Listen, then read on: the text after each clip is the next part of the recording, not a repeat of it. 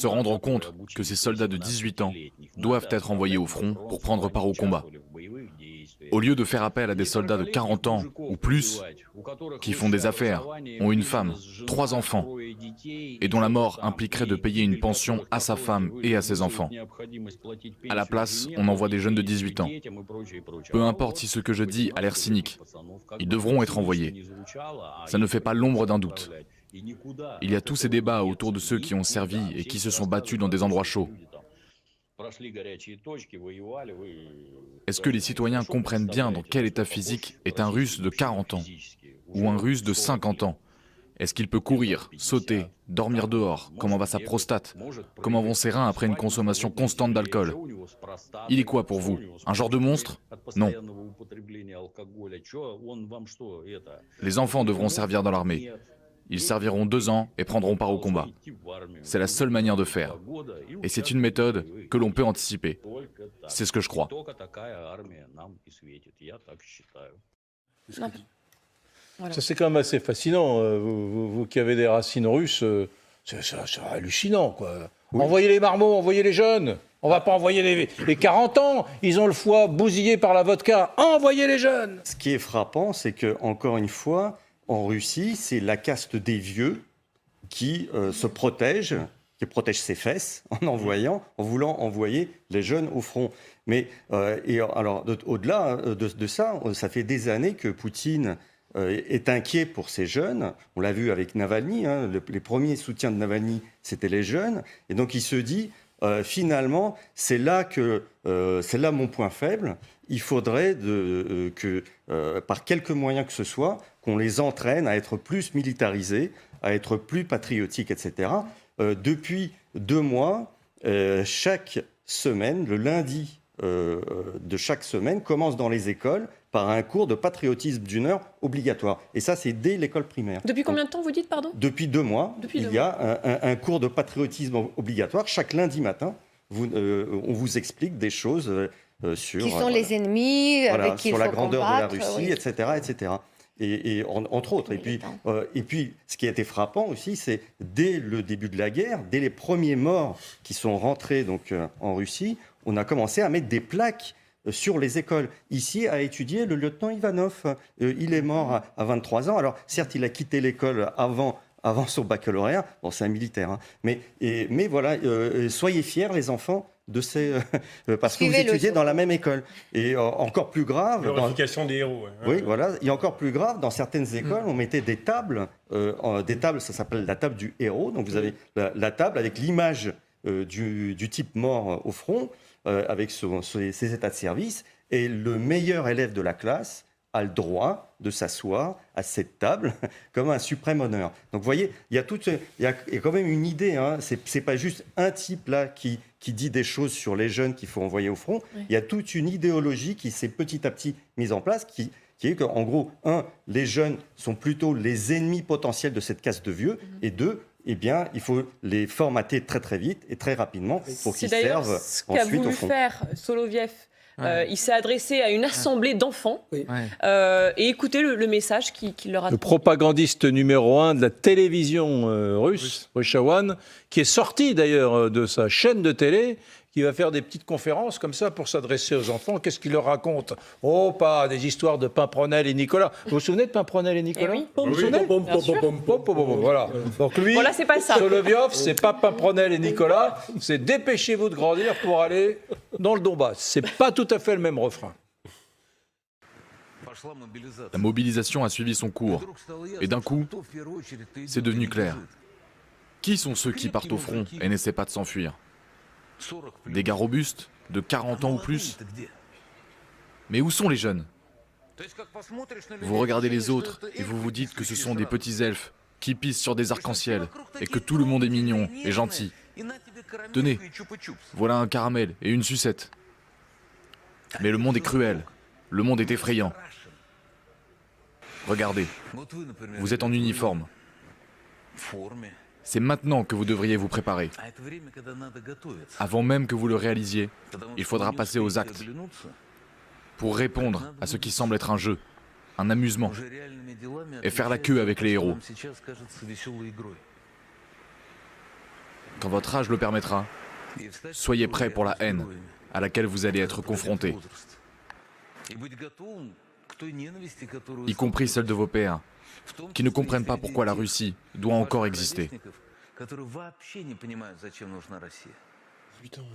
C'est vertigineux, Yves Traire.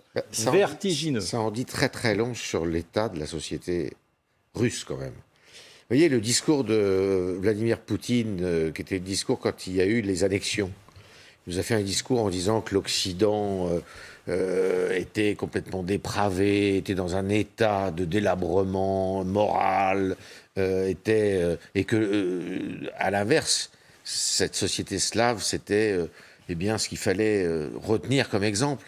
Vous voyez dans quel état ils sont, c'est tout le contraire, précisément.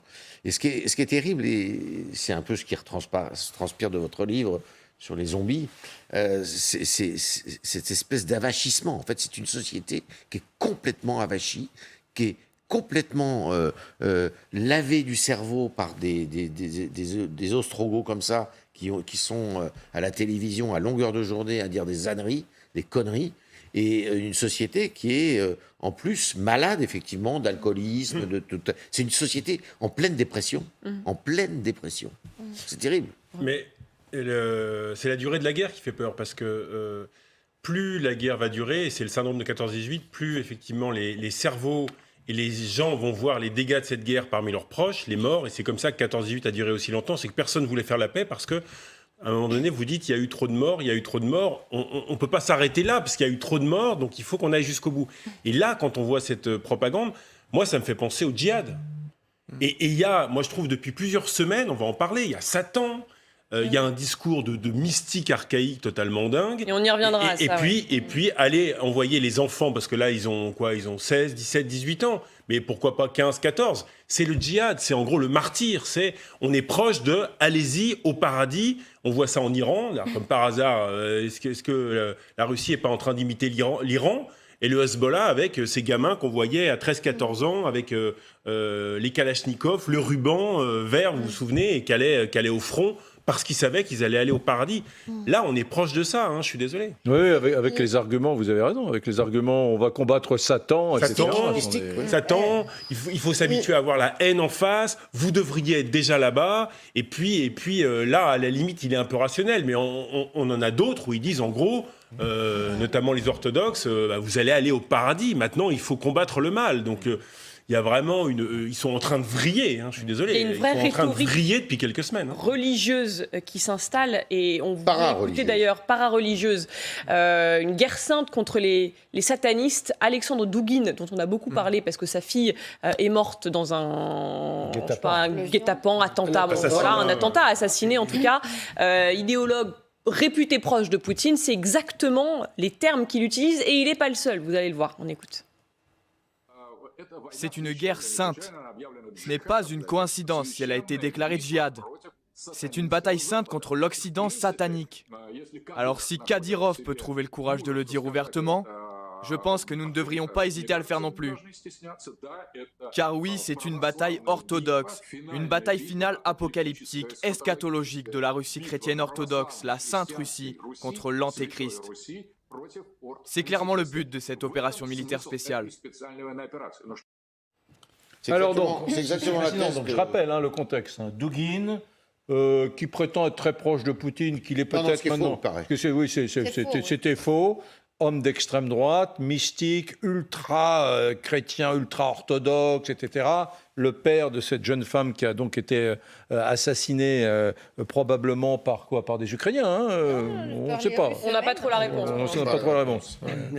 En tout cas, ce mystique d'extrême droite, c'est un peu chez nous, ça aurait été un catho-intégriste pétainiste des années 60-70, après la guerre.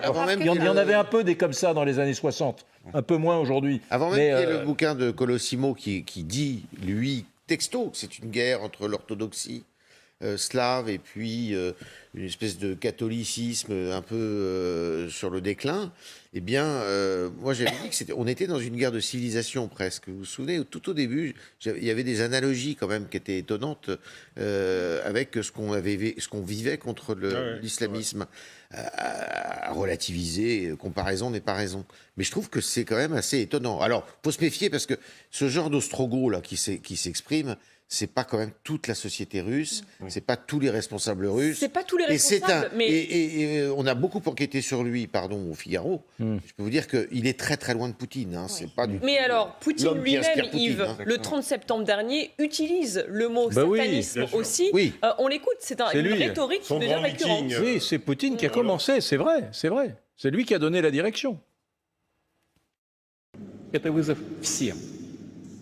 Такое полное отрицание человека, неспровержение веры и традиционных ценностей, подавление свободы приобретает черты религии наоборот, откровенного сатанизма.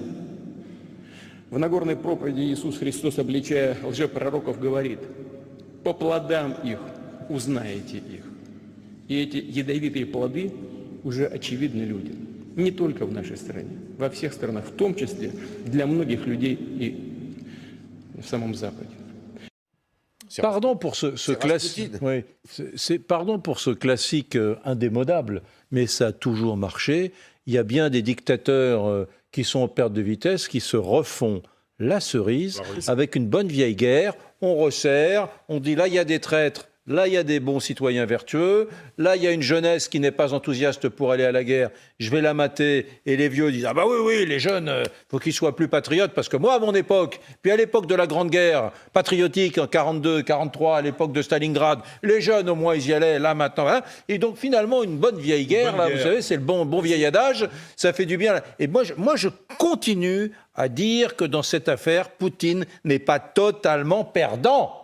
Quoi que vous en disiez, Je suis pas d'accord. quoi que vous en disiez, mais il est en train de resserrer la société russe autour de lui. Vous voyez bien que ça marche. Poutine. Tout le monde n'est pas comme un seul homme derrière Poutine. Peut-être pas d'accord avec ce que Non, Eric, je pense qu'il est justement perdant, et c'est pour ça qu'il met ce masque de l'orthodoxie ultra, en fait, n'en croyant pas un mot. J'ai écouté, il y a 2 jours, Dimitri Medvedev a sorti de la même rengaine avec des phrases absolument très compliquées, très longues sur le satanisme. Il faut savoir que Dimitri Medvedev, son petit péché mignon, c'est les groupes de hard rock occidentaux, dont Deep Purple et Judas Priest. Donc avant, il était tout à fait friand de tout ce qui était un peu occidental. Aussi, je crois. Voilà. Et oui, il paraît qu'il abuse. Écoutant, Il paraît qu'il abuse. Et donc tout à coup, ce type qu'on disait d'ailleurs le plus proche de l'Occident, eh bien bascule dans le prêchi-prêcha orthodoxo-violent. En fait, pas du tout. C'est un masque. C'est l'histoire de trouver enfin quelque part cet élan qui leur manque tellement, parce qu'ils sont tellement désœuvrés sur le terrain, leur mobilisation partielle est un fiasco, est une réussite par le nombre de gens ramenés sur le front, mais un fiasco moral, etc. Et donc ça va imploser. Donc il leur faut absolument quelque chose. Trouver quelque chose. Est-ce que aussi Gallagher, c'est parce que la rhétorique néo-nazie ne fonctionne plus très très bien et commence à s'essouffler, donc il faut trouver autre chose, quoi, pour remotiver un peu le. Exactement. Et pardon de revenir à la comparaison que je faisais tout à l'heure entre le sens et l'insensé. C'est-à-dire que le soldat ukrainien qui a les larmes aux yeux part de choses très concrètes pour aller vers des choses qui sont de l'au-delà et qui transcendent. Et Vladimir Poutine essaie de faire le chemin en sens inverse. C'est-à-dire qu'il part de l'au-delà pour aller vers des choses qui sont très concrète. Et qui donne quoi? Qui donne à Pavlivka ces 300 types qui se retrouvent, ils savent pas où, pour faire je sais pas quoi, et qui se font massacrer. Et donc, ça ne fonctionne pas. Parce que si vous voulez, il essaye de transformer cela en guerre sainte. Alors, je suis d'accord avec Yves, il n'y a pas de proximité physique, géographique entre Douguine et Poutine. Mais c'est vrai que Poutine s'est servi dans la pensée de Douguine pour alimenter certains de ses discours afin de trouver des éléments moteurs et motivateurs. Mais quand vous êtes un bidasse russe qui se retrouve dans les guet-apens, dans des opérations minutieusement préparées, comme ils disent, elle est où cette guerre sainte? Et guerre sainte, en plus, Contre qui? Contre vos frères slaves. Donc ça ne fonctionne pas du tout, ces éléments de langage-là. C'est comme aussi, il faut continuer les frères slaves aussi qui ont la même religion orthodoxe. Mais la Russie...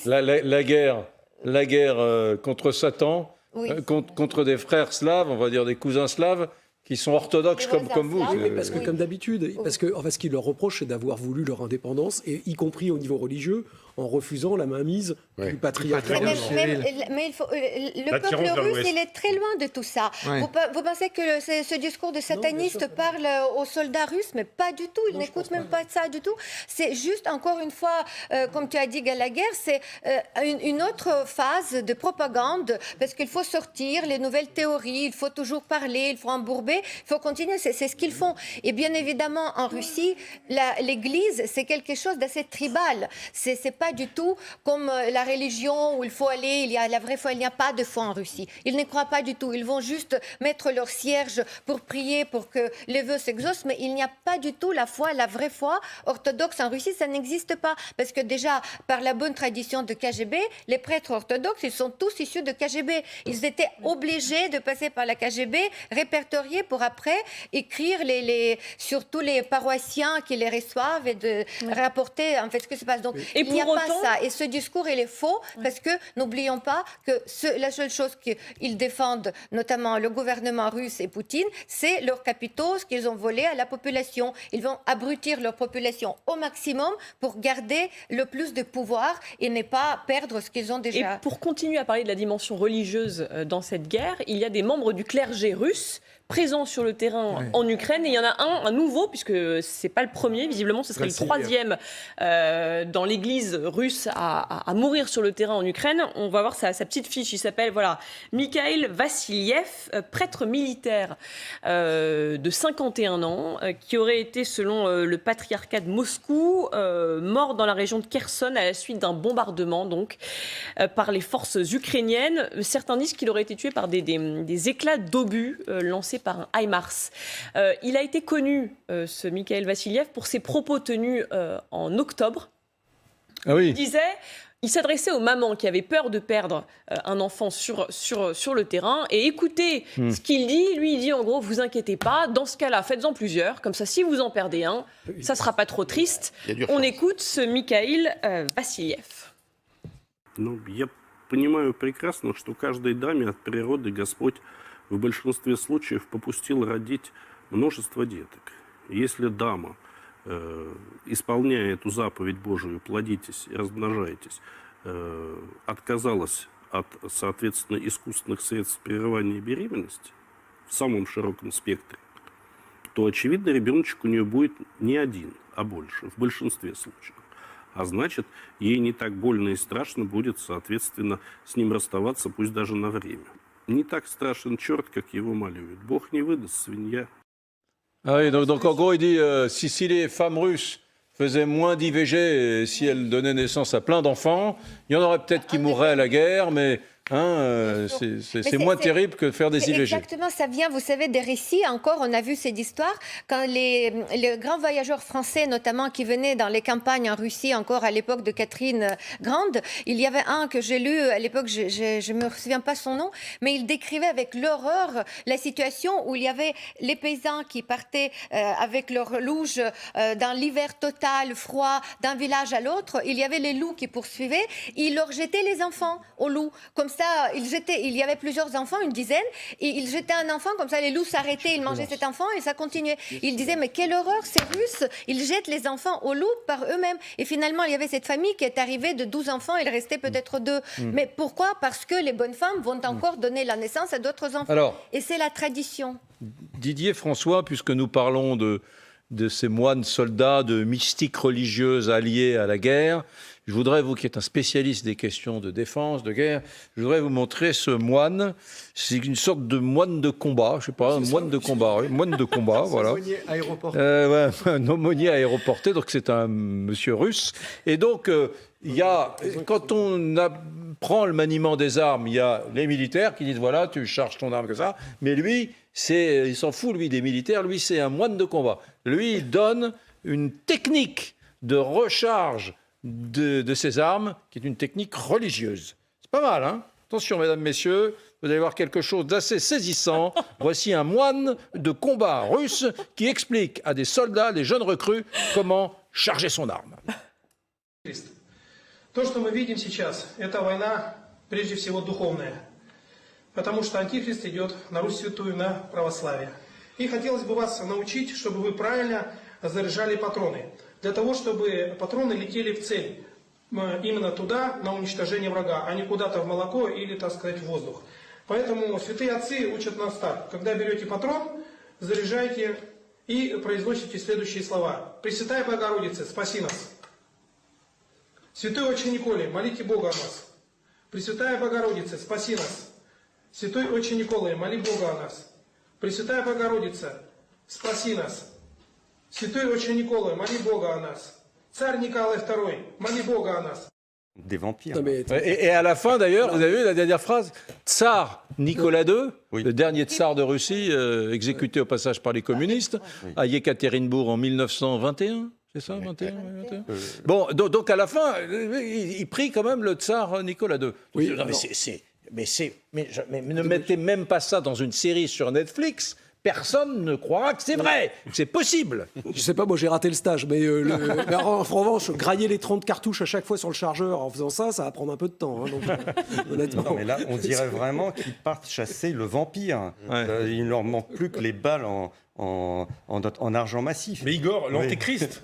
Oui, mais oui. C'est la bataille, la bataille suprême. C'est formidable pour ce vieux clergé russe qui avait été confronté au matérialisme capitaliste dans les années 90, dans les années Yeltsin, voilà, qui ne comptait plus pour rien. Maintenant, tous les popes revivent. C'est formidable. Surtout, on va faire de la formation militaire aux soldats. Eric, qui n'existait pas en URSS. Ouais. Attendez, vous vous rendez compte le chemin?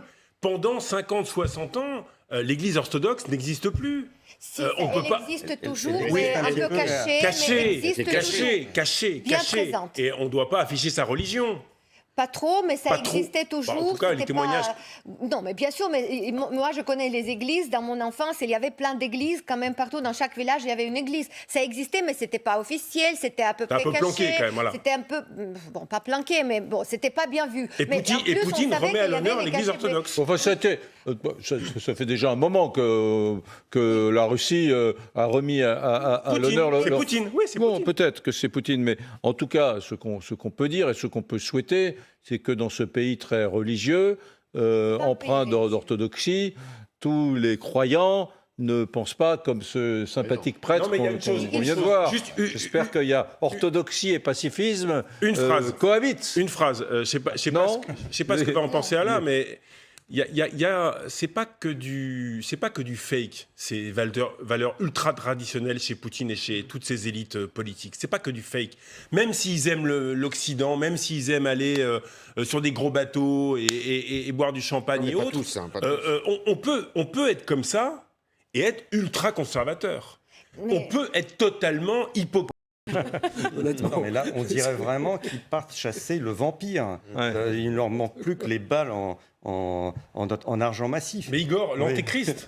Oui, mais oui. C'est la bataille, la bataille suprême. C'est formidable pour ce vieux clergé russe qui avait été confronté au matérialisme capitaliste dans les années 90, dans les années Yeltsin, voilà, qui ne comptait plus pour rien. Maintenant, tous les popes revivent. C'est formidable. Surtout, on va faire de la formation militaire aux soldats. Eric, qui n'existait pas en URSS.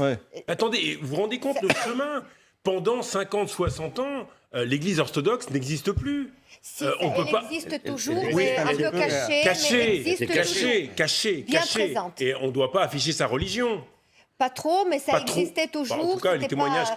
Non, mais bien sûr, mais moi je connais les églises. Dans mon enfance, il y avait plein d'églises, quand même partout dans chaque village, il y avait une église. Ça existait, mais c'était pas officiel, c'était à peu près caché. Un peu planqué quand même, voilà. C'était un peu, bon, pas planqué, mais bon, c'était pas bien vu. Et Poutine remet à l'honneur l'Église orthodoxe. Enfin, ça fait déjà un moment que la Russie a remis à l'honneur. C'est Poutine, oui, c'est Poutine. Bon, peut-être que c'est Poutine, mais en tout cas, ce qu'on peut dire et ce qu'on peut souhaiter, c'est que dans ce pays très religieux, empreint d'orthodoxie, tous les croyants ne pense pas comme ce sympathique prêtre Non, mais il y a qu'on une chose- qu'on vient de une voir. chose- juste J'espère qu'il y a orthodoxie et pacifisme Une phrase. cohabitent. Une phrase. Je sais pas ce que va en penser Alain, mais c'est pas que du fake, ces valeurs ultra traditionnelles chez Poutine et chez toutes ces élites politiques. C'est pas que du fake. Même s'ils aiment l'Occident, même s'ils aiment aller sur des gros bateaux et boire du champagne et Pas autres, tous, hein, pas tous. on peut être comme ça et être ultra conservateur. On peut être totalement hypocrite.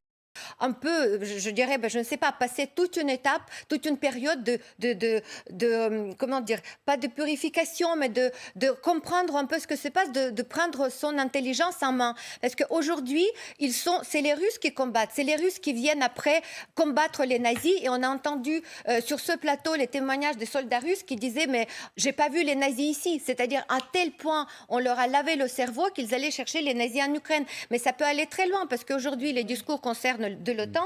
On parle que c'est l'OTAN qui dérange. Donc il y a plein de Russes qui partent de la Russie aujourd'hui, qui quittent. On ne sait pas ce qu'ils ont dans la tête. Et après, on les retrouve mettre leurs aides partout dans les villes européennes. Donc vraiment... C'est pour ça que ça marche un peu. Hein. Il y a beaucoup de Russes qui ont peur des bombardements. Qui marche. Des bombardements de l'OTAN. Il y a beaucoup de Russes qui ont peur des bombardements de Sauf l'OTAN. qu'ils deviennent dangereux pour ça, parce qu'ils peuvent se venger sur cette OTAN et sur les habitants. Mais là,